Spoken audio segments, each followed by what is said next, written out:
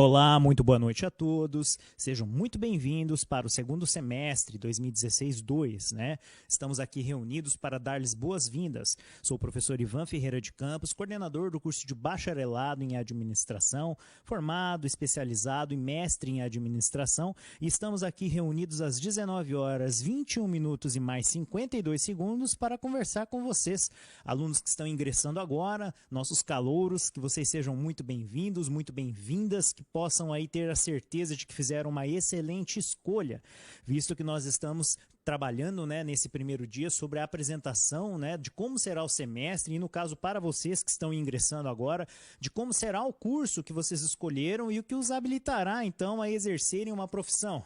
Profissão esta, a administração, que dá aí uma grande condição de empregabilidade, que é uma profissão abrangente, que permite que vocês tenham uma condição de inserção já durante a graduação no mercado de trabalho e que com certeza fará com que vocês tenham aí uma condição de bastante desenvolvimento, não só do ponto de vista profissional e financeiro, mas também do ponto de vista humano. E também a vocês, né, alunos veteranos que estão retornando às atividades no segundo semestre, também desejo aí a todos um excelente semestre. Fico muito feliz por poder estar conversando com vocês, porque isso significa que vocês persistiram e com certeza vocês terão aí um semestre bastante desafiador.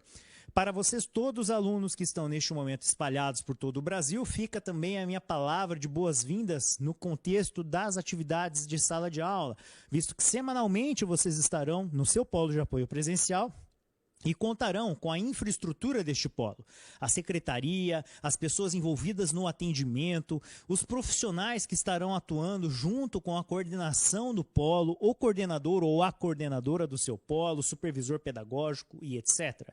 Também ficam as minhas boas-vindas aos tutores presenciais espalhados por todo o Brasil. Semana passada nós estivemos reunidos, tivemos um momento de bastante produtividade na nossa capacitação com os tutores presenciais e com certeza os tutores presenciais estiveram aí na semana passada discutindo aspectos que envolvem a vida de vocês, alunos e alunas. Momentos muito ricos em que pudemos aí discutir aspectos que envolvem desde os processos, o acompanhamento, tirando as dúvidas, e em que todos os professores do semestre estiveram com os nossos tutores presenciais. Então, aquilo que vocês terão durante todo esse semestre como jornada acadêmica já foi, né, previamente planejado, previamente desenvolvido, previamente discutido em todas as esferas. Na semana retrasada, a gente esteve conversando com os nossos polos, gestores, coordenadores de polos, e também com os tutores à distância, que serão os atores que estarão mediando na instância assíncrona, ou seja, quando vocês não estão no polo, as atividades e dúvidas acadêmicas. Então, toda uma infraestrutura foi trabalhada e pensada para que vocês, alunos e alunas, tivessem, já neste primeiro dia de aula, a tranquilidade de um semestre a se desenvolver com bastante produtividade, com bastante proatividade. E é o que eu espero de vocês, alunos e alunas, que tanto vocês calouros que estão chegando agora, quanto vocês, alunos veteranos, né, que estão aí desde o semestre passado, possam juntos desenvolver atividades de uma maneira bastante positiva. Já neste dia em que nós estamos conversando, após a minha fala, o professor Lelter começa a disciplina de micro e macroeconomia. Vocês terão a oportunidade de observar, já neste primeiro dia de aula, os conceitos e a teoria que envolve o desenvolvimento dos aspectos relacionados à disciplina de microeconomia e macroeconomia. Uma disciplina tão importante no atual cenário, na atual conjuntura nacional e, por que não, mundial, visto que nós estamos vivendo as influências ainda das crises econômicas que vem desde 2008. Então, para vocês, alunos e alunas, fica o meu desafio de que vocês sejam instigados a desenvolver as suas habilidades e competências durante estes 8 semestres, para quem está começando agora, e para aqueles que já estão desde o ano que começou, nos próximos ainda 7 semestres. Os assuntos deste eixo norteador são extremamente relevantes, e eu tenho certeza que darão a vocês uma condição de desenvolvimento, né, tanto no que se refere à questão conceitual, quanto no que se refere à questão humana, social, para que vocês possam refletir sobre muitos pontos extremamente importantes que envolvem a vida de você, futuro administrador, futura administradora. Vamos ao quadro para que possamos iniciar nessa nossa jornada. Então, vocês que escolheram estudar administração, tem aí uma perspectiva de quais são os objetivos deste curso, né? De que maneira nós queremos formá-los. Em primeiro lugar, nós queremos que vocês sejam pessoas melhores sob a perspectiva do ser humano, que vocês tenham uma formação humana melhor e por isso vocês estudam juntos, como seres sociais que compõem um grupo que estará reunido pelos próximos 7 semestres pelo menos, para quem é aluno veterano, e para aqueles que estão chegando agora por pelo menos 8 semestres. E nós pretendemos formar, então, pessoas, vocês, profissionais, que tenham uma condição de desenvolvimento de uma visão analítica e sistêmica, ou seja, que vocês consigam observar o todo, as informações que permeiam este todo, analisando, então, estes dados, essas informações, as conjunturas e tomando decisões sob uma perspectiva sistêmica. Que vocês tenham características humanas que possam fazer a diferença nas empresas. Seja, então, um perfil inovador, ou que vocês sejam pessoas criativas e empreendedoras, para que no atual cenário em que nós vivemos, vocês possam chegar ao mercado de trabalho com condições, então, de desenvolver, de criar, de serem diferenciadas enquanto pessoas que estarão atuando nas empresas e de fazerem a diferença enquanto seres humanos dentro dessa nossa sociedade. Para isso, nós desenvolveremos, no percurso da graduação, habilidades e competências nas diferentes áreas da gestão. E aí, quando nós falamos isso, eu falo da área de finanças, área de marketing, área de estratégia empresarial, área de produção, logística, sobre a perspectiva social e humana e também, naturalmente, né, sobre os fundamentos que dão a base sólida para a nossa profissão. Com isso, vocês desenvolverão conhecimentos processuais. Vocês saberão, então, o que fazer e como fazer para que possam, então, no futuro, tornar viável a realização das atividades. Nossas empresas estão em busca de resultados. E é o que eu espero de vocês, que ao término do nosso curso, vocês tenham uma habilidade, uma capacidade de planejar e executar diferentes tipos de atividades. Neste sentido, nosso curso ele é organizado em uma matriz curricular, que tem um período mínimo de integralização de 4 anos, ou 8 semestres. Vocês serão, então, bacharéis em administração quando concluírem este curso. Então, o bacharel em administração, ele tem a possibilidade de atuar em diferentes áreas das organizações. Sejam, então, as empresas públicas ou, então, privadas. Então, você está habilitado a participar de concursos públicos e você também pode atuar nas diferentes organizações. Você, a concluir, para que você possa concluir o nosso curso, além das atividades previstas na matriz curricular, que são as disciplinas que compõem os nossos eixos norteadores, você deverá cumprir uma carga horária de atividades complementares obrigatórias, que nós chamamos de ACO.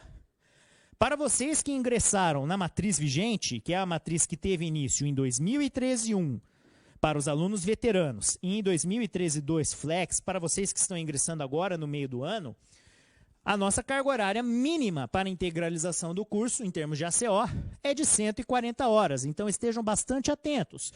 Essa carga horária de ACO, ela envolve a participação de vocês em eventos científicos, em palestras, em cursos ou a realização de cursos complementares, que podem ser cursos realizados presencialmente no seu polo de apoio, ou então que possam ser eventos promovidos pela nossa instituição de ensino, sejam estes eventos presenciais ou à distância, podendo também ser eventos realizados na modalidade de mini-cursos, desde que estejam vinculados à nossa instituição e validados sob a perspectiva da área de extensão. Devemos lembrá-los também que nós temos aí cursos que podem ser realizados online, tanto na nossa plataforma de ensino, na nossa instituição, por meio do endereço www.cursoslivresead.com.br ou então em outras instituições. O que deve prevalecer é o bom senso de que apenas atividades que estejam devidamente regulamentadas e que sejam atividades estas vinculadas à sua área de formação, ou seja, à administração, que podem então ser aceitas como atividades complementares obrigatórias. Voltando ao nosso quadro, prosseguindo, nós devemos analisar então as disciplinas que compõem o seu semestre, este semestre em que estamos. Então, para os alunos veteranos, a disciplina de educação à distância, ela não consta na nossa plataforma, visto que ela é uma disciplina promovida para os alunos ingressantes.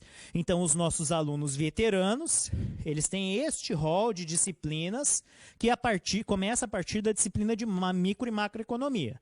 Para os alunos calouros, aí sim nós temos todas as disciplinas, incluindo a disciplina de educação à distância. Devo lembrá-los que a disciplina de educação à distância, ela apresenta um conteúdo web que está à disposição no seu ambiente virtual de aprendizagem e que serve para que vocês tenham um embasamento do que é estudar na modalidade web, quais são os procedimentos, por que essa modalidade é tão importante e relevante no atual cenário social e até atual cenário da educação. E daí, naturalmente, começam as disciplinas.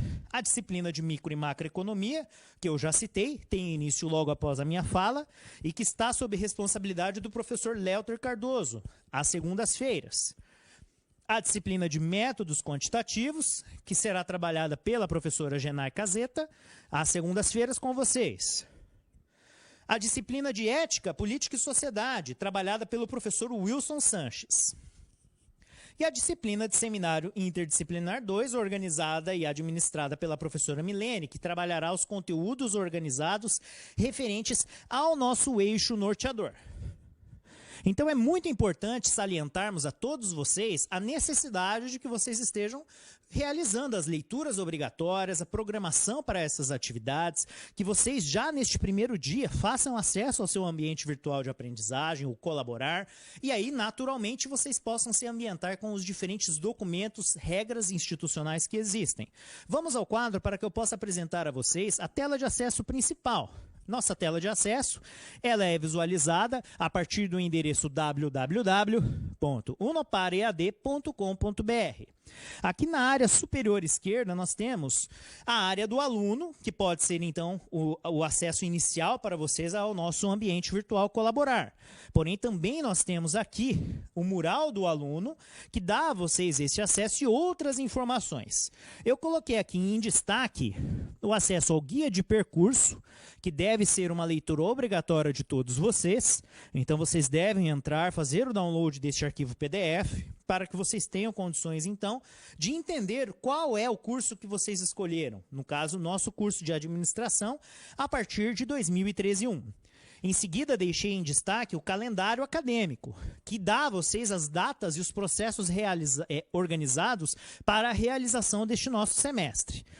E por fim, e mais importante, aqui nós temos o nosso manual acadêmico. O manual acadêmico, ele dá a vocês a visão total do conjunto de regras, normas, o norteamento da sua vida acadêmica em relação à modalidade de ensino e ao nosso curso, porque o nosso curso está amparado nas regras acadêmicas, funciona apenas e tão somente a partir das regras acadêmicas. Então, tudo o que você precisa saber sobre como agir e de que maneira o curso funcionará está lá no manual acadêmico, ok?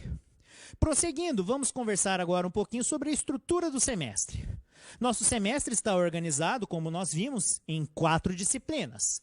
A disciplina de micro e macroeconomia, a disciplina de métodos quantitativos, ética, política e sociedade e o nosso seminário interdisciplinar.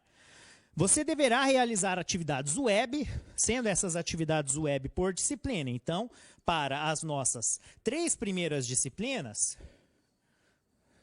você realizará as avaliações virtuais 1 e 2 e também uma prova presencial para cada uma dessas disciplinas. E na disciplina de seminários, vocês realizam as avaliações virtuais 1 e 2. No entanto, para todas as disciplinas, vocês precisam realizar uma produção textual interdisciplinar em grupo. Essa produção textual interdisciplinar já foi desenvolvida e produzida pelos nossos professores e estará à disposição de vocês no ambiente virtual de aprendizagem. Nossa recomendação é de que vocês comecem já a organização das equipes, que podem ser equipes formadas de 2 até 7 alunos, e iniciem, então, o processo de organização destes grupos junto com o seu tutor presencial. Devo lembrá-los que vocês também devem ter uma frequência mínima de participação nos encontros presenciais, que é de 50%. Essa frequência ela é lançada da seguinte forma: Cada dia em que você vai no polo, você tem uma teleaula. São lançadas 2 frequências para cada teleaula. No momento após o intervalo, você tem uma aula-atividade em que é realizado o lançamento da 3ª frequência. Então, para cada aula que você assiste no polo, você tem 3 frequências. Vamos imaginar uma disciplina que tenha 4 encontros. Você terá, então, ali 4 vezes que você vai ao polo, em que são lançadas 3 frequências. 4 vezes 3, 12. Você precisa estar presente pelo menos em 2 desses encontros presenciais para você ter 6 frequências lançadas e poder, então, ter ali a condição de aprovação no quesito frequência. No próximo slide, vamos observar, no quadro agora, nós temos os aspectos gerais de avaliação. Então, aqui vocês são avaliados sob a seguinte perspectiva. Vocês são avaliados em atividades web e vocês são avaliados em provas presenciais. Nas atividades web, vocês realizam 2 avaliações virtuais, uma por web aula. Cada uma dessas tem 5 questões objetivas e vale 16,5%, totalizando 33% da nota em atividades web. E você tem a produção textual interdisciplinar, que é desenvolvida em grupo. Essa produção textual, ela tem um peso de 67% na nota da atividade web, ok? Então, esses 2 incidem sobre este. Quando você faz todas essas atividades, ainda há a obrigatoriedade da apresentação dessa produção textual em grupo, em que todos os integrantes devem apresentar e que tem um peso de 20% em cima da nota das 2 outras atividades que você realizou. Avaliações virtuais e produção textual. Você também tem que fazer a prova presencial por disciplina, exceto na disciplina de seminário. Cada prova tem 10 questões objetivas, 5 pontos cada, valendo 50%. E 2 questões dissertativas, 25 pontos cada, valendo os outros 50%, que dão um total de 100%. Lá no fim, na hora que o seu boletim é gerado, as atividades web têm um peso de 30% e a prova presencial tem um peso de 70%. Sobre a prova presencial, sobre a produção textual em grupo, qual é o objetivo da produção textual? É fomentar que vocês possam desenvolver habilidades e competências relacionadas à pesquisa e aplicabilidade dos conceitos e teorias, auxiliando vocês no desenvolvimento de habilidades e competências relacionadas à escrita formal científica, né, a maneira como se escreve corretamente um trabalho científico, e possibilitar que vocês desenvolvam habilidades e competências relacionadas ao trabalho em equipe, à construção da sociabilidade e à liderança. Essa atividade ele tem um peso grande na avaliação semestral dos alunos e você lá no final do semestre vai ter que apresentá-la de maneira obrigatória para o seu tutor presencial. Então, a apresentação, ainda que realizada lá no final do semestre, ela tem um peso sob a nota da produção textual e das 2 avaliações virtuais. Então, um aluno que eventualmente precise de uma nota adicional para passar, né, que a gente chamaria dessa forma, nas atividades web, com a apresentação ele tem uma chance de 20% a mais no peso final daquela atividade. Prosseguindo, sobre a prova presencial, vamos ao quadro. Se você tira até 49% da nota na prova presencial, você automaticamente fica em recuperação. Nossa prova presencial ela é marcada, tem uma data específica no cronograma. Faltou no dia da prova, vamos imaginar que a nossa prova estivesse marcada para hoje e você faltou, você obrigatoriamente precisa solicitar a prova de segunda chamada. Você pode fazer isso no dia da prova e em até mais 2 dias, 48 horas, dentro do seu ambiente virtual de aprendizagem, o seu AVA Colaborar. Se você não fez a prova de primeira ou segunda chamada, consequentemente, você não pediu a prova de segunda chamada, você está automaticamente reprovado naquela disciplina, mesmo que você vá bem nas atividades web. Se você tirou 49% ou menos na prova de primeira ou segunda chamada, você ficou em recuperação. Se você tirou novamente menos de 50% naquela nota da recuperação, você está também reprovado. Lembrando que não existe recuperação da recuperação. Ou seja, você não tem condição de fazer uma nova prova de recuperação, caso você eventualmente tire uma nota inferior nesta prova de recuperação. Assim como também você não tem condições de fazer uma nova prova se você faltar no dia da prova de recuperação. Prosseguindo, avisos importantes sobre a solicitação de segunda chamada. Está lá no manual acadêmico que a segunda chamada de prova é aplicada àquele aluno que não comparecer na data fixada para a aferição de aprendizado da primeira chamada. Então, você pode solicitar a segunda chamada de prova, você vai formalizar o pedido ou no Polo ou por meio do AVA. Então, aí você tem o acesso no AVA, você não precisa ir no Polo para fazer isso, se você não quiser. E você tem 2 dias, 48 horas, seguintes à realização daquela prova, para que você consiga, então, fazer a segunda chamada. Observação importante. Quando você solicita a prova de segunda chamada, é gerado um boleto. Esse boleto é que valida o pedido, então, no caso, de realização dessa prova de segunda chamada. Então, o que a gente precisa observar? Se a prova acontecesse hoje e você faltasse, você poderia solicitar essa prova de segunda chamada hoje ainda, ou na terça-feira, ou na quarta-feira. Porém, quando você faz a solicitação, o boleto é gerado com o vencimento para o dia seguinte. Então, se eu perco a prova hoje, mas eu entro lá às 11 horas da noite e eu resolvo fazer a solicitação no mesmo dia da prova, o meu boleto já vence amanhã. Se eu entrar amanhã e fizer a solicitação, eu vou ter um boleto gerado que vai vencer na quarta. Se eu entrar na quarta, que é o meu prazo limite para solicitar essa prova, o meu boleto vencerá na quinta. Se eu não pagar o boleto, o que acontece com essa solicitação? Ela deixa de existir, ela não tem validade. Então, muito atentos a isso, porque não há condições de reprocessamento de boleto. Então, se você perder o prazo de pagamento do boleto, você não terá a sua solicitação de segunda chamada validada. E aí fica o aviso para os calouros. Na dúvida, vá até o seu polo, ligue para o seu polo, faça contato com o seu tutor presencial, mas não deixe essa situação gerar um problema maior para você de você ser reprovado já no seu primeiro semestre por conta de uma situação tão assim simples de se resolver, que é a solicitação da segunda chamada, se acontecer de você perder uma prova. Professor Ivan, mas e se eu for pego colando na prova? Vamos para o quadro para a gente explicar sobre isso. Eu entendo que estudantes do ensino superior jamais seriam pegos colando, porque eles não iriam colar numa prova de uma graduação. Mas para a gente ter isso de uma maneira bem clara, o que acontece? Quando você for pego colando, ou seus colegas, o tutor presencial vai recolher a sua prova, ele pode recolher a sua prova na frente de todo mundo, ok?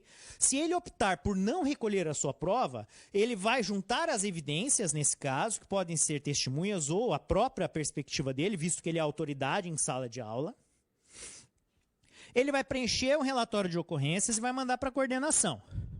Se isso acontecer quando você estiver fazendo uma prova de primeira ou segunda chamada, você vai ter a oportunidade de realizar ainda a recuperação, porque a gente vai cancelar essa prova de primeira ou segunda chamada, você vai ficar com o insuficiente, e aí a gente vai gerar uma prova de recuperação para você, que é a própria prova fixada no cronograma.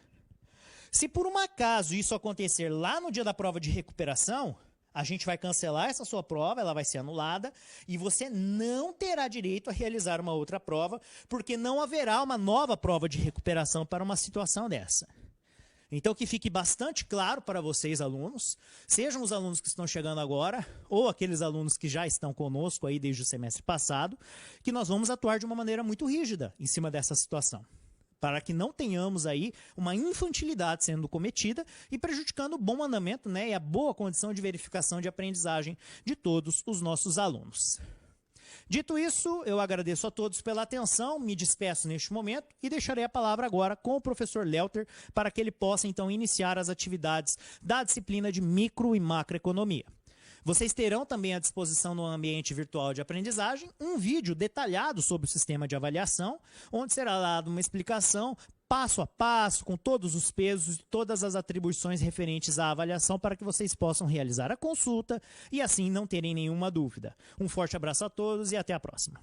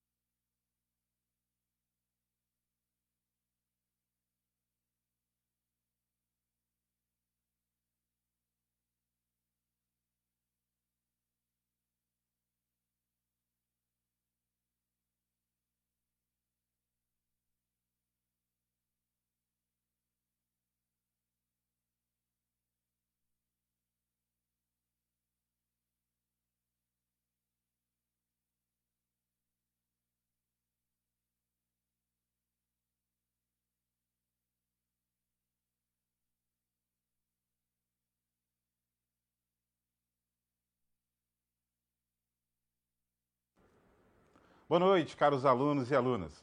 Sejam bem-vindos à teleaula de Micro e Macroeconomia. Muito bem, eu sou o professor Lelter, responsável pela disciplina de Micro e Macroeconomia, conforme o professor Ivan, na sua fala, já realizou aí a apresentação da disciplina e das demais que compõem o semestre, e para a disciplina que refere-se micro e macroeconomia na oferta de segunda-feira, eu serei o responsável e é um prazer estar com vocês mais uma vez nesta disciplina. É claro que eu não estou, ou já nunca dei aula para vocês, mas eu já sou responsável por essa disciplina há mais de 2 anos. Por essa razão, é uma satisfação estar no curso de administração, mais uma vez falando de um assunto que é tão relevante, não só para o semestre letivo ao qual vocês estão cursando, mas para o curso como um todo. Por qual razão? Porque a economia, ela envolve o mundo das organizações e também o mundo das famílias aos quais vivem, por exemplo, na economia brasileira. E falo de economia brasileira por qual razão?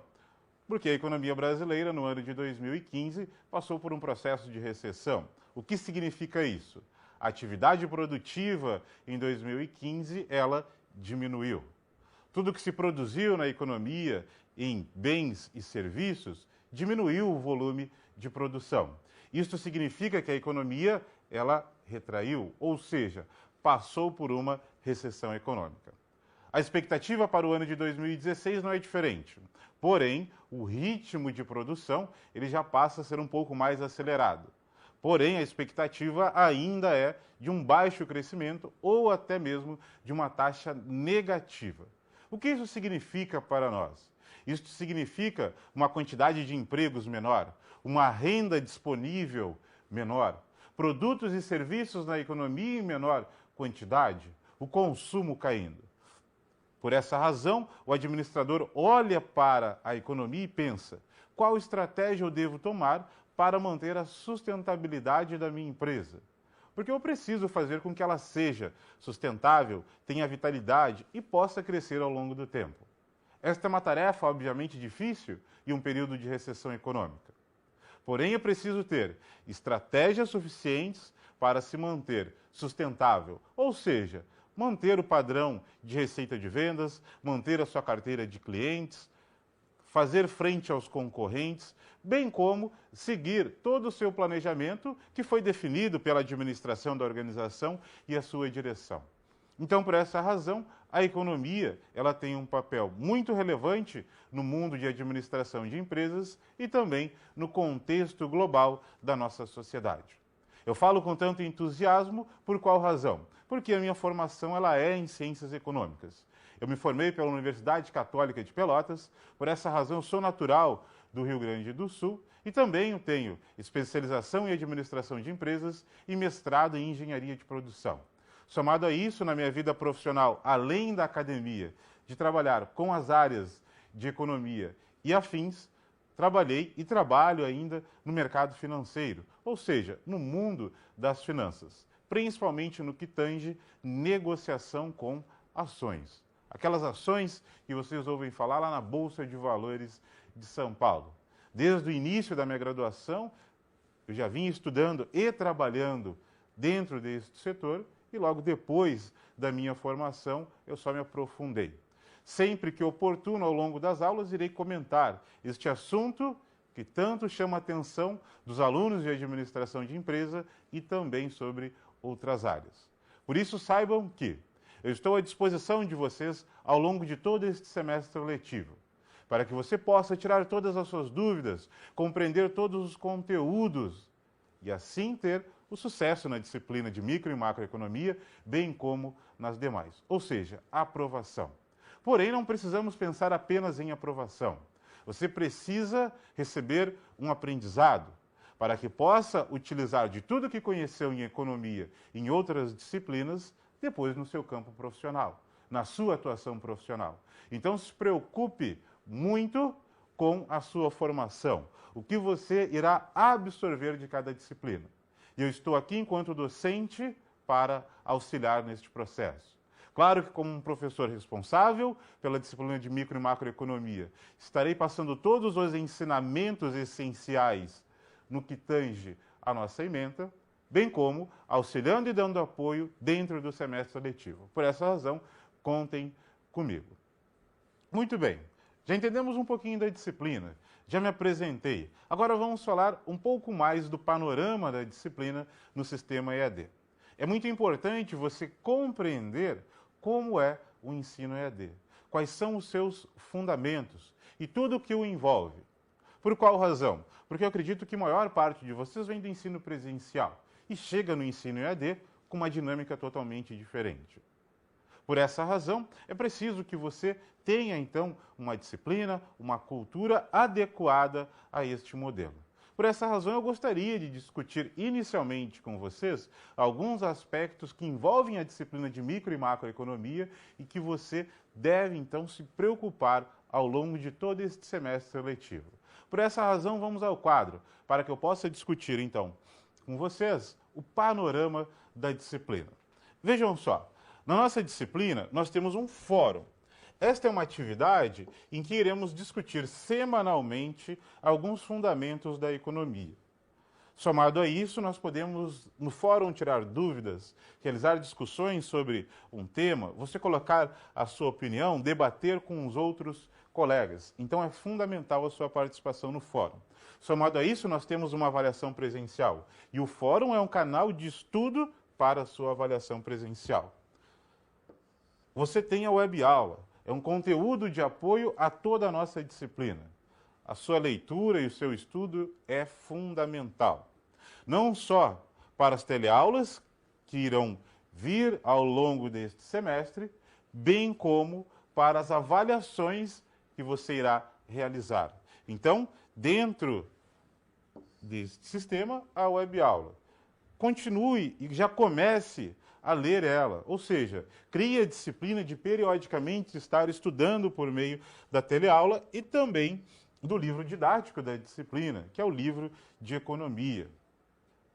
É claro que você não tem apenas um livro de economia na sua biblioteca digital. Há diversos livros de economia, em que inclusive iremos sugerir alguns ao longo do fórum, para que você possa tirar dúvidas sobre um conteúdo, continuar os seus estudos. Às vezes tem curiosidade sobre um tema, pode se dirigir também ao livro.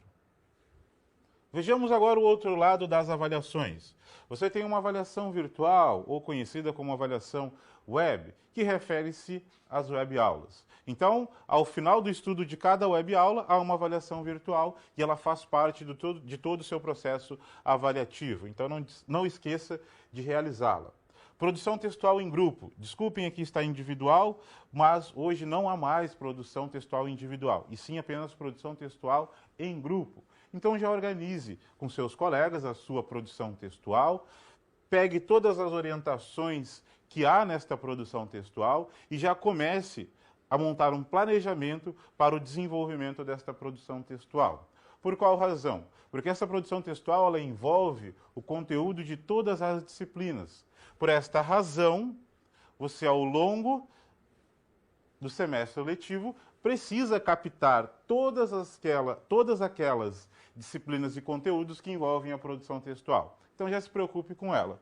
E ainda a nossa avaliação virtual, que é ao fim da nossa disciplina, ou seja, uma semana após a nossa última teleaula, ou seja, a quarta teleaula de micro e macroeconomia, você então irá realizar a sua avaliação presencial de primeira chamada. E você já entendeu como funciona todo o sistema da avaliação presencial, conforme o professor Ivan já colocou aqui, como funciona toda a sistemática e aspectos de aprovação, reprovação, faltou numa prova, o que eu faço para ter uma outra prova e assim por diante.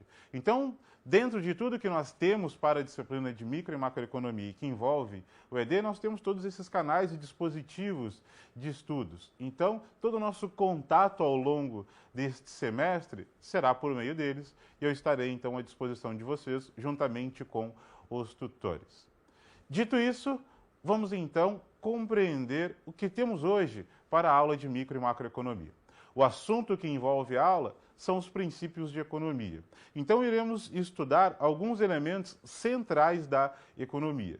E esses elementos passam a ser a base para o estudo de outros conteúdos ao longo das demais teleaulas. Gostaria também já de colocar aqui a vocês que teremos 4 teleaulas. Hoje é a primeira e ainda teremos mais 3 teleaulas ao longo aí de mais 3 segunda-feiras ao longo do mês de agosto. Muito bem, meus caros alunos. Vamos então ao quadro, para que eu possa estudar com vocês, ainda, desculpem, aqui só apresentando um livro de introdução à economia que está à disposição na biblioteca digital e que você pode acessar para continuar estudando aí por meio da disciplina. Esse é um livro muito importante. Depois nós temos um outro livro de economia, que é do Mendes, Fundamentos e Aplicações. Esse livro também há na biblioteca digital e você pode acessar este livro para continuar os estudos de cada uma das teleaulas. Então, conforme eu disse, nós iremos colocar também esses livros no fórum e aqui a gente já traz este momento para que você venha a compreender e conhecer também alguns dos livros que nós temos para a disciplina. Objetivos da aula de hoje: compreender as aplicações da economia. Então, inicialmente, iremos analisar algumas aplicações da economia para a administração de empresas. Logo depois, estudar a economia pelo seu lado conceitual. Então, iremos verificar alguns conceitos ou conceito principal de economia para que você venha a entendê-la. E analisar os fundamentos da economia. A economia tem alguns fundamentos que são importantes e que você deve entendê-los inicialmente para que possa, então, compreender outros assuntos que são de suma relevância, como, por exemplo, assuntos específicos da microeconomia e assuntos específicos da macroeconomia. Então, todos estes conteúdos que iremos estudar hoje, eles servem de base, obviamente, para que possamos continuar e começar o que iremos estudar ao longo das nossas teleaulas. Ao falar de economia, nós devemos pensar no que de fato ela busca estudar. Primeiro, saibam que a economia é uma ciência social e, por essa razão, ela se preocupa com o bem-estar de toda a sociedade. Entendido isso, você já deve entender que nós estamos estudando uma ciência que trata do comportamento humano. É claro que esta não é uma disciplina em que eu irei analisar o comportamento específico de um consumidor ou de um produtor, mas iremos analisar variáveis econômicas e fundamentos econômicos que influenciam no comportamento e na organização destes indivíduos na economia. Como, por exemplo, como é o comportamento da demanda em um determinado mercado em função de algumas variáveis. Estamos, por exemplo, em um momento em que os preços estão subindo. Qual é o comportamento do meu consumidor para este aumento de preços? O administrador deve ter bem claro isso dentro da sua organização para que possa ter uma estratégia de marketing, uma estratégia de logística, produção, vendas e assim por diante. Para que no final ele possa ter uma sustentabilidade financeira e econômica ao longo do tempo. Bem como entender qual é o contexto econômico em que ele está. Se os preços estão subindo, isso significa que há inflação. Qual tipo de medida econômica o governo irá tomar para o combate da inflação? Esta medida ela influencia na minha organização ou não? Isso é muito importante salientar e saber. Todas as decisões econômicas, elas de alguma forma têm um impacto direto ou indireto sobre toda a sociedade. Vejam, o governo, por exemplo, ele pode aumentar a taxa de juros buscando combater os preços. Este é um mecanismo que iremos estudar na aula de macroeconomia e que o governo utiliza atualmente. Se a taxa de juros aumentar, qual é o efeito disso sobre toda a sociedade? Você já pensou, enquanto consumidor, qual reflexo tem da taxa de juros maior sobre você, enquanto pessoa física, enquanto consumidor, na economia? Saibam que o aumento da taxa de juros faz com que o custo do crédito venha a aumentar. Então, o custo com cartão do crédito, por exemplo, ele aumenta. Por qual razão? Cartão de crédito é uma linha de crédito na economia. Bom, então eu preciso entender que o aumento da taxa de juros faz com que todas as linhas de crédito na economia, de alguma forma, também venham a aumentar. Bom, se eu sou um consumidor, se eu dependo de uma linha de crédito, eu devo ter alguma alternativa para que eu não venha consumir tanto crédito e me manter com uma saúde financeira adequada.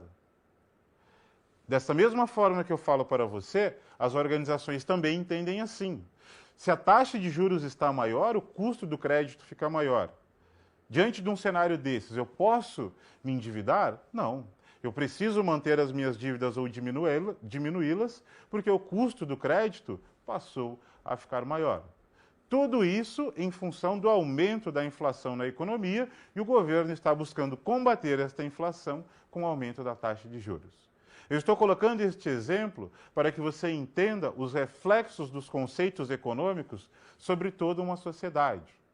Até mesmo porque sobre este assunto, no que tange taxa de juros e política monetária para a inflação, teremos uma aula específica para tratar dela. A próxima aula já iremos falar de inflação e na terceira aula iremos falar especificamente de política monetária. Então não se preocupe ainda com este assunto em específico, que lá teremos um momento oportuno para que a gente possa entender então cada uma destas relações. A nossa preocupação inicialmente é compreender a economia na nossa vida social e econômica.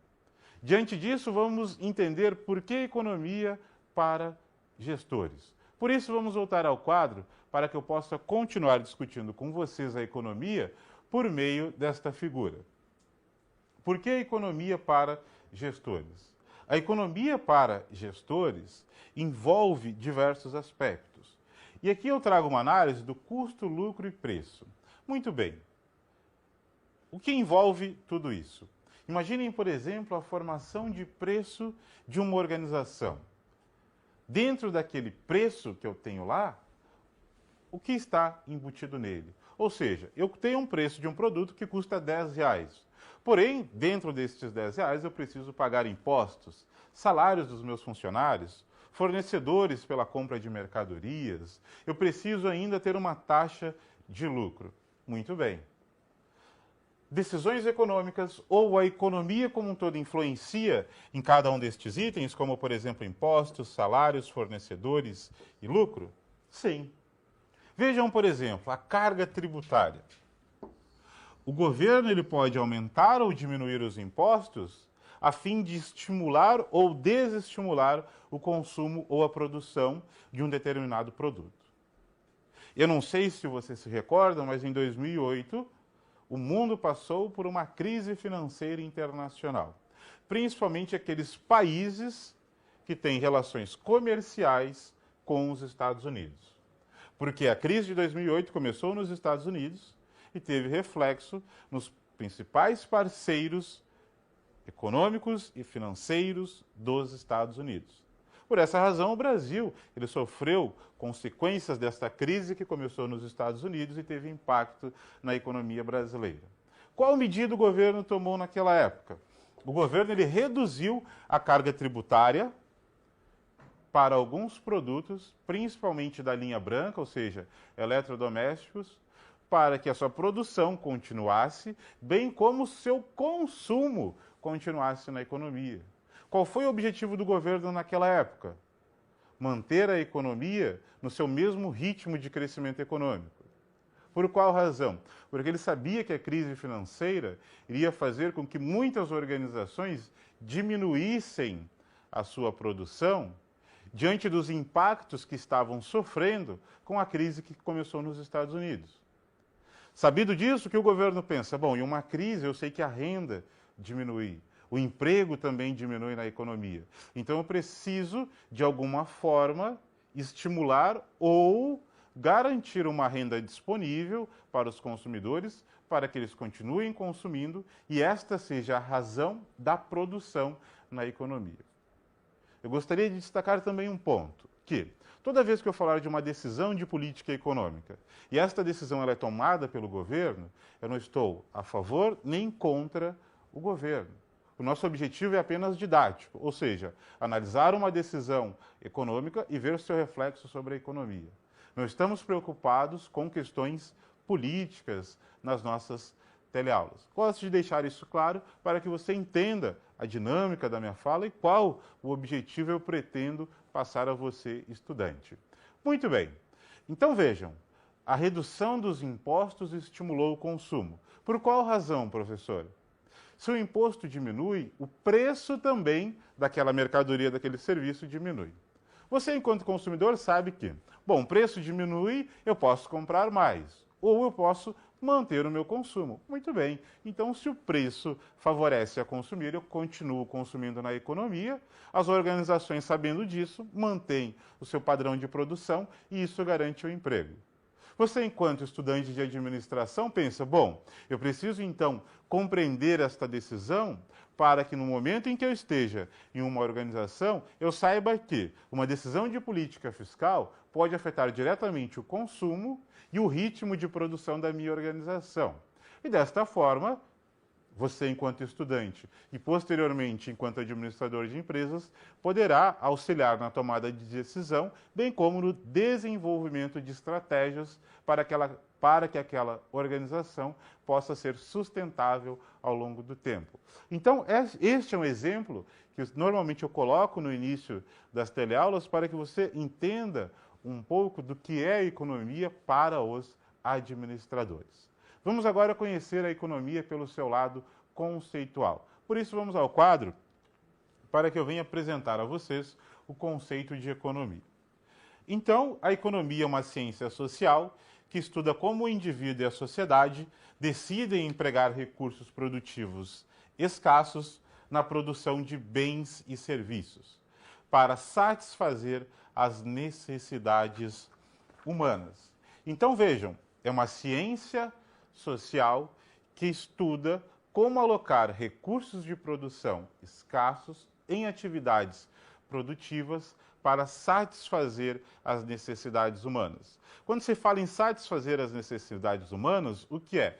Distribuir de forma eficiente todos os resultados desta produção ou destas atividades produtivas com a sociedade para que as suas necessidades possam então ser satisfeitas. Ou seja, a economia é uma ciência social preocupada com o bem-estar social e econômico de você, consumidor ou produtor ou de toda a coletividade. Certo? Compreendido, então, este conceito, eu preciso também chamar a atenção para um item. Não sei se você percebeu. Recursos de produção escassos. A economia encara que todos os recursos de produção passam a ser escassos. Em função da escassez, surge o que conhecemos como lei da oferta e lei da procura. Você já pensou nisso? Muitos preços na economia aumentam ou diminuem em função da escassez daquele bem. Vejam, alguns produtos são muito escassos. O que ocorre com seu preço? Extremamente elevado. Pensem, por exemplo, uma pedra de diamante. Por que o diamante tem um preço de mercado tão elevado? Porque é um produto escasso na economia. Porém, outros produtos, como por exemplo a água, que é um bem essencial para a vida humana, como é abundante em muitas regiões, o seu preço é menor do que, por exemplo, um diamante. É claro que água potável no mundo está ficando também escasso. Isso significa que no futuro o seu preço pode ser maior do que temos hoje à nossa disposição. Vejamos outros produtos, por exemplo, aqueles produtos agropecuários. Na safra daquele produto, o seu preço cai muito. Por exemplo, na safra de soja, milho, feijão, o seu preço cai na economia. Por qual razão ele cai?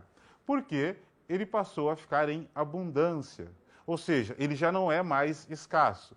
Mas aí vem a entre-safra. O que ocorre? O produto fica mais escasso no mercado agropecuário e, por essa razão, seu preço aumenta. Vejamos, então, que muitos produtos que você encontra no mercado, em alguns meses têm um preço muito elevado porque ele está escasso na sua produção ou passou por algum problema que levou à sua escassez. Isto significa lei da oferta e lei da procura. E o que regula a lei da oferta e a lei da procura é um preço de mercado. Então, estas questões que envolvem a ciência econômica. Isso que eu estou colocando a vocês será o fundamento de muitas análises que iremos compreender na microeconomia, bem como na macroeconomia. Diante desta análise que eu coloco a vocês, eu sigo para um próximo ensinamento, que é o conhecido custo de oportunidade.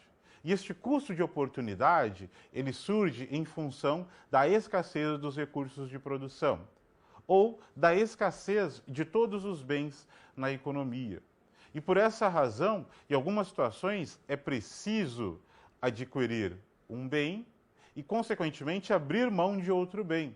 Por qual razão? Porque você não pode tê-los ao mesmo tempo. Isso faz com que você tome uma escolha para adquirir um bem e renunciar outro bem, por exemplo. Então pensem num exemplo bem claro para custo de oportunidade em administração de empresas. Você tem um capital e precisa ter o melhor retorno possível deste capital. Ou seja, você precisa gerar uma renda sobre este capital.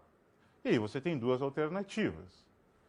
Aplicar este capital em uma empresa, em uma atividade produtiva, ou pegar esse capital e aplicá-lo no sistema bancário. Ou seja, você compra um título bancário e busca o seu rendimento por meio de uma taxa de juros.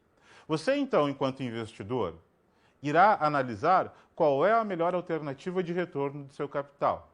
Como você irá fazer isso? Analisando a taxa de juros do mercado. Muito bem, você analisa a taxa de juros daquele título que está lá no sistema bancário para que você possa aplicar o seu capital e analisa a taxa de retorno que você terá ao investir o seu capital em uma organização. A taxa de juros ou a taxa de retorno que for maior é onde você de fato irá empregar o seu capital. Isso significa dizer o quê? Bom, a taxa de juros de um título é 20%. O retorno em uma atividade produtiva é 15%. O que você irá fazer? Irá investir no mercado financeiro. Por qual razão? Porque o retorno do seu capital é maior em comparação à atividade produtiva. Poderia ser o contrário. 40% é a taxa de retorno da atividade produtiva e 15% é do mercado financeiro. O que você faz? Investe no sistema produtivo. Qual é a diferença destes dois investimentos? Ao investir no mercado produtivo, você está gerando um bem, um serviço. Para isso, precisa comprar matérias-primas, insumos, equipamentos e contratar mão de obra. Ou seja, você gera emprego na economia. No sistema produtivo, o seu capital, de fato, ele não gera emprego. E sim, ele acumula um capital para o seu detentor. Então, a economia ela precisa também equilibrar esta relação entre as pessoas físicas e jurídicas aplicarem o seu capital no sistema produtivo, que é tão importante para a economia, quanto também no sistema bancário, no sistema financeiro, que é muito importante para a economia, porque ele financia muitas das atividades produtivas. Bom, vamos entender então, de fato, a dinâmica ou o esquema ao qual eu trouxe para você, para que venha a entender o que é custo de oportunidade. Por isso, vamos ao quadro, para que eu possa apresentar a vocês o custo de oportunidade. Então, vejamos, temos recursos escassos versus necessidades humanas ilimitadas. Isso envolve uma escolha. Muito bem. Essa escolha envolve um custo de oportunidade. Aquilo que eu discuti com vocês. Toda escolha tem um custo em termos de perda daquilo que abrimos mão. Ou seja, o meu custo de oportunidade é eu optar por A e não por B, buscando o melhor retorno ou a melhor satisfação em A. É isso. Eu estou adquirindo um bem, eu estou realizando uma opção, visto que ela me gera uma satisfação maior do que as demais opções. Porém, eu estou renunciando às outras opções. Isto significa custo de oportunidade. Então vejam, a escassez gera o chamado custo de oportunidade, bem como os problemas econômicos fundamentais. Estes problemas econômicos fundamentais, eles surgem da escassez dos recursos de produção. Nós já sabemos que os recursos de produção são escassos e as necessidades humanas são ilimitadas. Assim surgem os problemas econômicos fundamentais, tais como o que produzir, quanto produzir, como produzir e para quem produzir. O que significa tudo isso? O que a economia irá produzir? Quando se fala o que a economia irá produzir, significa eu irei produzir mais no setor primário, secundário ou terciário. O setor primário é a agropecuária. O setor secundário é indústria, empresas de transformação. O setor terciário, comércio e serviços. Onde a economia irá empregar grande parte dos seus recursos de produção, setor primário, secundário ou terciário, naquele setor em que consegue gerar a maior renda possível para aquela sociedade. Por isso, algumas economias são especializadas no setor primário, outras no setor secundário e outras no setor terciário, para que possam, então, ter o maior retorno possível sobre o seu capital investido. Para quem produzir? O que significa isso? Bom, os recursos são escassos, a produção também ela será limitada. Por isso, como eu irei atender às necessidades humanas? Quais necessidades eu devo privilegiar? O que eu irei produzir em maior quantidade para satisfazer uma necessidade humana? Como eu irei produzir? Quais recursos eu irei utilizar em maior escala, ou seja, em maior quantidade, para produzir em um determinado setor e assim satisfazer as necessidades humanas? Estes são os chamados problemas econômicos fundamentais e que surgem da escassez dos recursos de produção. Esta ideia é fundamental e eu diria a você que deixe ela fixa com você e anote aí no seu material para que você sempre compreenda a economia por meio dessa ideia, porque assim você de fato irá analisar com maior clareza os demais fundamentos da economia, como por exemplo a chamada curva de possibilidades de produção. E o que é esta curva? Vamos ao quadro para que eu possa apresentar a vocês. A curva de possibilidades de produção também é conhecida como a fronteira de possibilidades de produção. Por qual razão? A curva que aqui está, ela representa o limite produtivo de uma economia para determinados produtos e serviços. Então, toda vez que a economia estiver operando em cima desta curva, isto significa que a economia está operando na sua capacidade máxima. Pontos dentro da curva, ou seja, abaixo dela, significam ociosidade, ou seja, a economia não está produzindo na sua capacidade máxima. Ela pode aumentar a produção de 2 bens ou mais para que atinja o seu limite. Uma outra ideia muito importante é, os recursos são escassos. Isso significa que se eu aumentar a produção em A, a produção em B venha diminuir. Por qual razão? Porque eu estou tirando recursos produtivos de um setor e colocando em outros. Consequentemente, a produção deste outro setor irá ficar menor. Então imaginem, eu estou pegando a maior parte da mão de obra do setor primário, ou seja, do agronegócio, e colocando na indústria, na construção civil. O que ocorre? O agronegócio, as atividades agropecuárias, elas podem diminuir o seu ritmo em função da falta de mão de obra. Ou seja, um setor aumentou a sua produção, e isso pode até mesmo contribuir para o crescimento da economia. Porém, outro setor diminuiu ou encolheu em função da falta de um recurso de produção. Esta é uma relação que se coloca também na curva de possibilidades de produção. Muito bem, meus caros alunos. Já coloquei diversos fundamentos e conceitos até agora. Chamo atenção para um: recursos de produção são escassos. Por isso, temos o custo de oportunidade, problemas econômicos fundamentais e ainda curva de possibilidades de produção. Por essa razão, vamos a um momento de reflexão. Vejam a reflexão que eu trago a vocês no quadro. Como a curva de possibilidades de produção se desloca para a direita, ou seja, como ela aumenta. Discuta isso com seus colegas, faça uma reflexão aí com seu tutor também, envie seus comentários via chat, que logo eu volto discutindo com vocês todos estes fundamentos.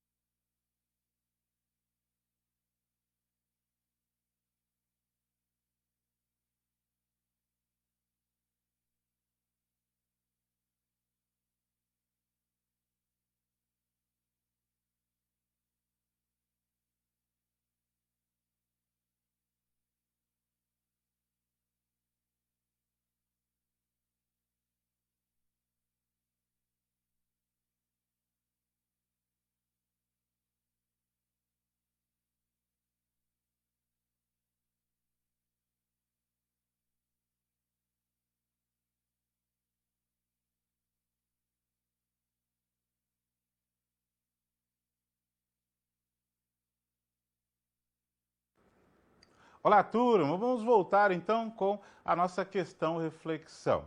Fico muito feliz com a participação de todos vocês no chat. Já fui lá, já dei uma olhada, vi que muitos estão comentando, realizando alguns comentários, e isso é importante para a construção do nosso conhecimento em cada uma das teleaulas.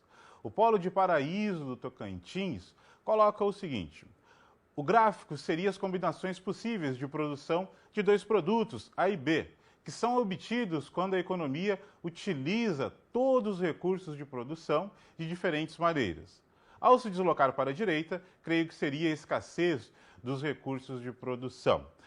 Vejam que a economia, ela consegue então, com uma combinação entre recursos de produção escassos, produzir de maneiras diferentes A e B ao mesmo tempo. Porém, é sabido que aumentou em um setor, diminui em outro em função da sua escassez. Mas essa combinação, ela passa a existir sim. Então, ora eu posso produzir mais de um, menos de outro e assim por diante.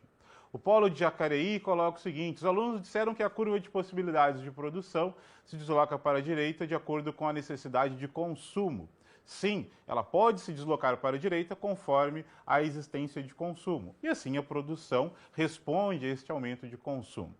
O Polo de Ipatinga nos coloca o seguinte: toda vez que aumenta a produção, a curva se desloca para a direita.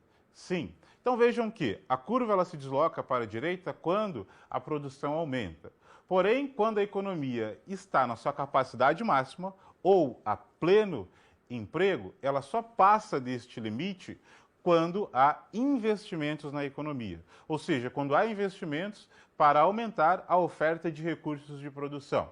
Quanto maior for a quantidade de recursos de produção na economia, maior será então a sua produção. E isto só ocorre com investimentos. Então entendam o seguinte: uma economia só consegue crescer quando há investimentos em atividades produtivas para que se tenha à disposição um maior volume de recursos produtivos e estes recursos produtivos forem utilizados em atividades produtivas, como no setor agropecuário, na construção civil, na indústria, no comércio ou no setor de serviços. Muito bem, muito obrigado pelas participações e agora vamos seguir a nossa aula compreendendo dos sistemas econômicos. Então vamos ao quadro para que eu possa apresentar a vocês dois sistemas econômicos fundamentais. Nós temos o sistema socialista e o sistema capitalista. Sistema socialista. Neste sistema, os problemas econômicos fundamentais são resolvidos pelo planejamento central do governo e de todos os fatores de produção são de propriedades do governo. Ou seja, uma característica ou duas características marcantes do socialismo são: o governo é o planejador central, ou seja, o Estado é o centro na economia e todos os recursos de produção são coletivos, são de propriedades do governo. Sistema capitalista. Neste sistema, predominam as forças de mercado, oferta e demanda. Existe a propriedade dos fatores de produção e a livre iniciativa é estimulada. É o exemplo do Brasil. Saibam que a economia brasileira é uma economia capitalista, como a maior parte das economias do mundo. A Constituição Federal de 1988, ela é formada sobre uma economia de mercado, ou seja, sobre uma economia capitalista. Inclusive, se você quiser conhecer mais alguns aspectos do que envolvem a Constituição para a economia, leia o artigo 170, que é o artigo da Ordem Econômica da Constituição Federal de 1988. Para compreender um pouco mais dos sistemas econômicos, vamos assistir um vídeo que trata do sistema socialista e do sistema capitalista. Então vamos a esse vídeo e logo eu volto discutindo outros elementos da nossa aula.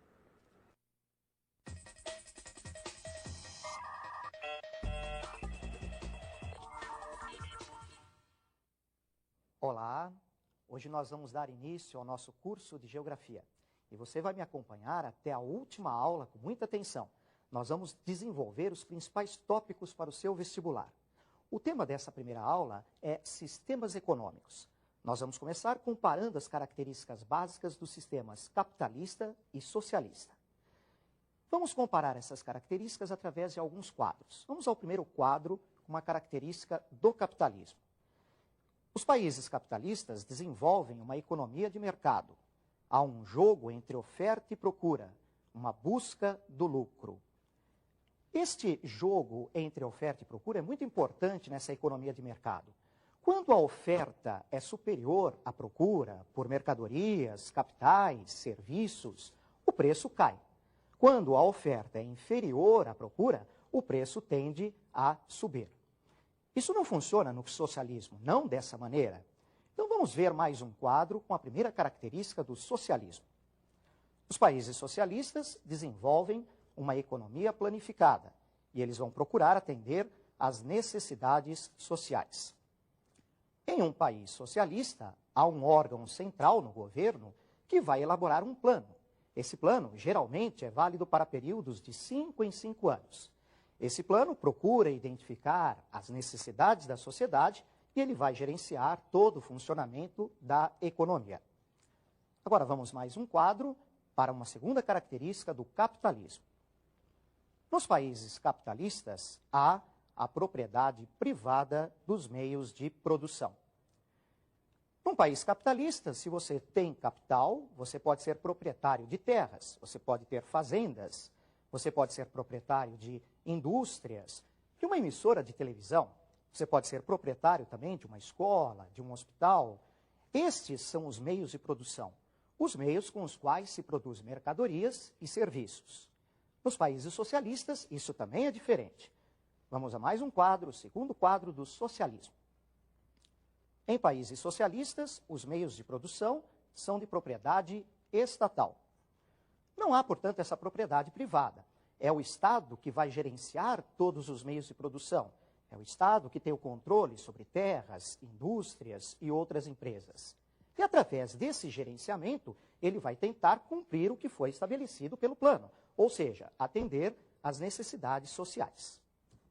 Para finalizar com o capitalismo, uma terceira característica, um terceiro quadro. Duas classes sociais, a burguesia e o proletariado. Gente, essas classes sociais são definidas pela característica anterior do capitalismo, que nós vimos há pouco. Se você é proprietário dos meios de produção, você vai pertencer à classe social chamada burguesia, os industriais, os banqueiros, proprietários de terras. Se você não é proprietário dos meios de produção, você vive da sua força de trabalho, que você troca por um salário, aí você pertence a essa outra classe, que é o proletariado. Vamos ver como é que funciona no socialismo? Terceiro quadro do socialismo, não existe essa divisão de classes. E por que não existe essa divisão de classes? Bom, você viu há pouco, no socialismo, todos os meios de produção estão nas mãos do Estado. Não há a propriedade privada dos meios de produção. Então, é claro que nós não podemos fazer essa divisão entre burguesia e proletariado. Olá, turma! Então você pôde assistir um vídeo que esclarece um pouco mais do que são os sistemas socialista e capitalista. Como a economia brasileira é uma economia capitalista, tem como os seus principais parceiros comerciais economias capitalistas também, por essa razão, a nossa preocupação será em estudar as chamadas economias capitalistas.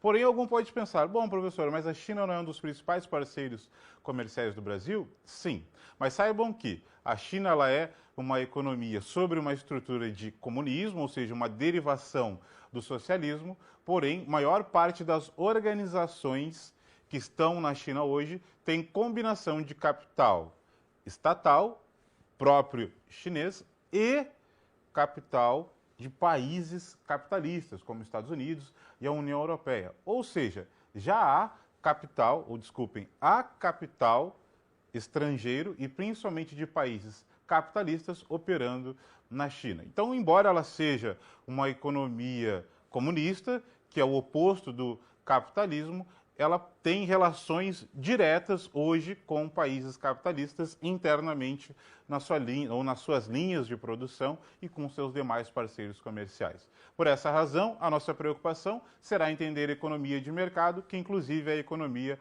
ao qual estamos vivendo. Por essa razão, vamos ao quadro, para que a gente possa entender o funcionamento de uma economia de mercado. A economia de mercado, ao analisar os seus fluxos, nós temos dois fluxos importantes. Um chamado fluxo real, que é a produção de bens e serviços, e outro é o fluxo monetário, que é a remuneração dos fatores de produção. Então, lembre-se e tenha isso em mente. Quando se falar em fluxo real, ou seja, aquilo que é palpável, eu estou falando de produção de bens e serviços. Quando eu estou falando de fluxo monetário, ou seja, moeda é a remuneração dos fatores de produção, a circulação de moeda para remunerar a produção na economia. Então vamos entender destes fluxos. Aqui eu tenho um primeiro fluxo entre famílias e empresas. Iremos analisar os fluxos por meio inicialmente de famílias e empresas, depois iremos introduzir o governo e posteriormente o resto do mundo, ou seja, o comércio internacional. Então vejamos inicialmente uma relação entre famílias e empresas. A linha amarela, fluxo monetário. A linha vermelha, fluxo real. Muito bem, iremos começar pelo fluxo real. O que representa as famílias no fluxo real? Duas situações. Primeiro, as famílias elas irão ofertar os chamados fatores de produção no mercado de fatores de produção. Muito bem. Esta é uma ideia inicial. Famílias ofertando recursos de produção ou fatores de produção. Bom, quem irá demandar estes recursos de produção ou os fatores de produção? As empresas. Por qual razão? Porque as empresas elas irão ofertar bens e serviços no mercado de bens e serviços. Ou seja, as empresas elas demandam recursos para produzirem bens e serviços. Estamos no fluxo real. Bom, se a empresa colocou no mercado um produto ou um serviço, porque há demanda. E quem está demandando neste mercado? As famílias. Então, o fluxo real está assim. Famílias ofertam, por exemplo, mão de obra. Eu sou parte de uma família, eu oferto a minha mão de obra no mercado. Uma empresa me contrata, eu irei trabalhar nessa empresa, irei produzir um serviço, irei colocar este produto ou este serviço em um mercado e, posteriormente, eu serei o demandante deste produto ou deste serviço. Você faz parte deste fluxo. Você é o funcionário de uma empresa, gera um produto, gera um serviço, para posteriormente você demandar talvez o próprio serviço da empresa ou o serviço de outras empresas. Tudo isso fluxo real. E aí vem o fluxo monetário. O fluxo monetário se dá como? É a remuneração dos fatores de produção, certo? Como isso ocorre? As famílias elas irão receber uma renda pelo pagamento dos fatores de produção. Bom, se eu estou consumindo, é porque eu tenho uma renda. Mas onde eu irei consumir? Essa é uma despesa no mercado de fatores de produção. Mas essa despesa, ela representa uma receita para as empresas. Toda vez que eu estou consumindo, eu estou entregando parte da minha renda para uma empresa, sob forma de consumo. Certo? Então, fluxo real, produção de bens e serviços, fluxo monetário, a remuneração dos fatores de produção. Aqui entendemos pelo lado das famílias e empresas. E aí vem o governo. Muito bem. Este governo, como ele irá ser introduzido na economia? As famílias recebem uma renda, certo? Sim, lá no fluxo monetário. Bom, então, as famílias receberam uma renda. Parte da renda foi consumida. Muito bem. Parte dessa renda que foi consumida, mercado de bens e serviços, e foi até as organizações. Mas saibam que o governo ele cobra impostos.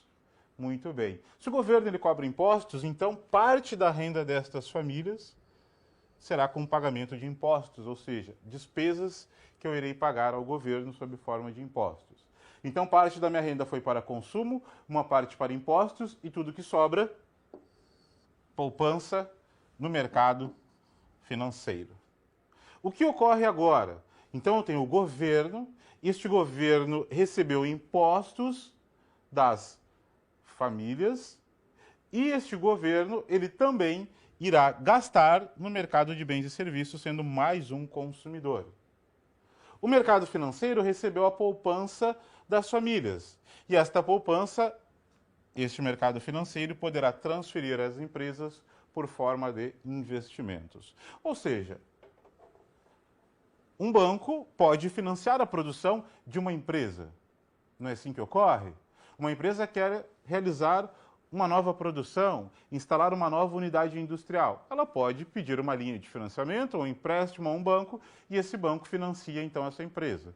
Porém, como esse banco faz isso? Ele somente consegue fazer isso porque ele capta a poupança de outras pessoas. Então o banco ele capta a poupança de um lado e empresta de outro. Então, quando você coloca o seu dinheiro na poupança, o banco paga uma remuneração, sim. Porque de outro lado ele está emprestando e irá receber juros por estes empréstimos. É assim que funciona o sistema bancário e o sistema financeiro, que inclusive será alvo de uma das nossas teleaulas. Porém, temos o governo, um agente tão importante. E este governo, agora, ele é, de um lado, algo cobrador de impostos, e todos os governos fazem isso, mas, de um lado, e muito importante, ele é mais um consumidor. Devemos colocar mais um agente econômico. Já estudamos um agente econômico, família, outro agente econômico, empresas, agora o governo e, por fim, temos o resto do mundo, ou seja, o comércio internacional. Por isso, vamos ao quadro para que a gente possa entender as relações de um país com o resto do mundo. Vejam que a economia brasileira é uma economia aberta para o exterior. Por esta razão, vejam o alvo aqui, esta é uma economia que realiza transações com o resto do mundo por meio das exportações e importações. A economia brasileira é uma economia que tem uma alta competitividade no mercado internacional para produtos agropecuários, como soja, milho, laranja, boi gordo, café e assim por diante. Então, o Brasil ele é reconhecidamente no mundo inteiro por esses produtos agropecuários. É claro que é preciso também ter reconhecimento por outros produtos ou aumentar as suas exportações por outros produtos para que assim possa também aumentar a sua renda agregada, como a China o faz hoje. A China exporta em grande escala produtos manufaturados. Esses produtos manufaturados têm um valor agregado maior e isto gera uma renda maior também para as famílias, para as empresas e para o governo. Então, estas relações que eu estou colocando é para que você possa entender de fato como é a relação de todos os agentes econômicos em uma economia de mercado. Gostaria que você entendesse que fluxo real é o fluxo de produção para bens e serviços e o fluxo monetário, a remuneração dos fatores de produção. Certo? Deixe isso, então, alinhado. Conforme eu falei, real, palpável, bens e serviços. Monetário, moeda, circulação dela para o pagamento dos fatores de produção na economia. Diante disso, nós chegamos, então, agora para a análise das grandes áreas de estudos da economia, para que a gente possa realizar o fechamento da nossa aula de hoje. Por isso, vamos voltar ao quadro para que eu possa apresentar a vocês as grandes áreas de estudo da economia. A economia tem duas grandes áreas de estudos, uma a macroeconomia e outra a microeconomia. A macroeconomia, ela tem uma visão global, a microeconomia, uma visão individual. O objeto de estudo da macroeconomia é o comportamento da economia como um todo. Da microeconomia, o comportamento dos indivíduos na economia. Então vejam as variáveis de estudos da macroeconomia e da microeconomia. A macroeconomia, nessa visão global, analisa a produção interna bruta, todos os níveis de preços, emprego, nível de renda, taxa de juros e câmbio. A microeconomia, por outro lado, ela analisa a oferta de uma empresa, a demanda de um grupo de consumidores ou por um determinado tipo de produto, como um mercado fica em equilíbrio, a produção de uma organização, de um grupo delas, a organização dos mercados sob forma das estruturas de mercado. Se o mercado ele é concorrencial ou se o mercado ele é um pouco mais concentrado. Então, nós temos duas grandes áreas que envolvem inclusive esta disciplina, macroeconomia, uma visão global. Acredito que muitos de vocês já tiveram contato com a macroeconomia nos telejornais, na internet, nos jornais impressos, ao falar de produto interno bruto, que é o PIB, nível geral de preços, que é a inflação, emprego e desemprego. A microeconomia envolve, então, o comportamento das organizações, dos consumidores, as variáveis econômicas que afetam elas. E assim será a composição da nossa disciplina. Bom, estudamos os conceitos da economia e os seus fundamentos. Por essa razão, vamos analisar tudo o que estudamos até agora por meio de um resumo. Por isso, vamos voltar ao quadro. Resumo, então, do que estudamos. A ciência econômica considera que os recursos de produção são escassos. Lembrem-se disso, recursos de produção escassos. Em função da escassez, temos os chamados problemas econômicos fundamentais. Há dois sistemas econômicos, socialismo e capitalismo. E, por fim, a economia é dividida em micro e macroeconomia no seu estudo. Muito bem, meus caros alunos. Chegamos então aqui ao final da nossa teleaula. Muitas foram as participações ao longo da nossa teleaula. Por isso, já foram nos enviadas algumas perguntas, algumas delas eu já li, o tutor aqui também está acompanhando via chat, já separou algumas delas. Então, na medida do possível, e se o tempo nos permitir, irei responder as perguntas de vocês. Então, vamos a este momento de perguntas, em que, então, eu irei responder as perguntas que foram enviadas ao longo da nossa teleaula. A primeira delas vem: Polo Vitória da Conquista. Um forte abraço aos alunos do Polo de Vitória da Conquista. Professor, podemos considerar a macroeconomia e a microeconomia como uma floresta e uma árvore, respectivamente? Seria uma analogia isso. Macroeconomia, uma visão global, todos os agentes. A microeconomia, eu analiso individualmente cada um destes agentes na economia. Muito bem, vamos à próxima pergunta. Pindamonhangaba. A economia do Brasil, devido à participação de capital estrangeiro por meio das multinacionais, como poderíamos migrar o perfil de um exportador de insumos para exportadores com alto valor agregado? Uma das alternativas para isso é aumentar as taxas de investimentos em setores que têm um alto valor agregado, como, por exemplo, em setores de tecnologia e bens de capital. É preciso investir nos fatores de produção para estes setores e assim eu consigo, então, produzir para atender às necessidades internas e externas. Muito bem. Essas duas perguntas foram as mais relevantes ao longo da nossa aula. É claro que outras foram enviadas, o tutor já conseguiu respondê-las via chat. Agora teremos um momento da aula atividade em que você poderá enviar mais perguntas ainda ao longo deste momento, deste chat atividade, para que eu possa tirar todas as dúvidas de vocês. É claro que na aula atividade você terá agora uma discussão, um debate, continuará estudando sobre o conteúdo que envolve princípios de economia.